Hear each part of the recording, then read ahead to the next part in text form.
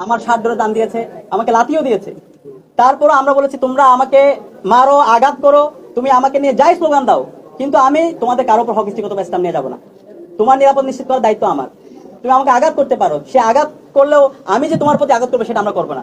প্রিয় দর্শক, একবার ভেবে দেখেন তো, ঢাকা বিশ্ববিদ্যালয়ের একজন রানিং ভিপি তাকে তার পাঞ্জাবি ধরে টান দিচ্ছে এবং তার গায়ে পর্যন্ত লাথি দিয়েছে। চিন্তা করতে পারেন তারা কতটা হিংস্র হয়ে গিয়েছে। একটা সময় ছিল যখন প্রত্যেকটা কলেজে, প্রত্যেকটা বিশ্ববিদ্যালয়ে এই ছাত্র দলের আধিপত্য ছিল, কিন্তু আওয়ামী লীগ সরকার 17 বছর ক্ষমতায় থাকার কারণে ছাত্রদল আস্তে আস্তে এই শক্তি হারিয়ে ফেলে এবং কলেজগুলো ছাত্রলীগের হাতে চলে যায়। কিন্তু বর্তমানে বিএনপি সরকার ক্ষমতায় আসার পরে আবারও সেই পুরনো দিনে ফিরতে চাচ্ছে ছাত্রদল।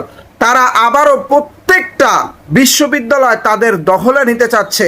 এজন্যই রানিং ভিপিকেও তারা কোনোভাবে ছাড় দিচ্ছে না, যা তা ব্যবহার করতেছে এবং অবশেষে তো তিনি ফাঁসি করে দিলেন যে তার গায়ে লাথি পর্যন্ত দিয়েছে।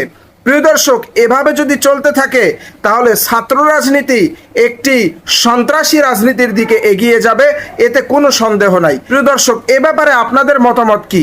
অবশ্যই আপনাদের মতামতগুলি কমেন্ট বক্সে লিখুন।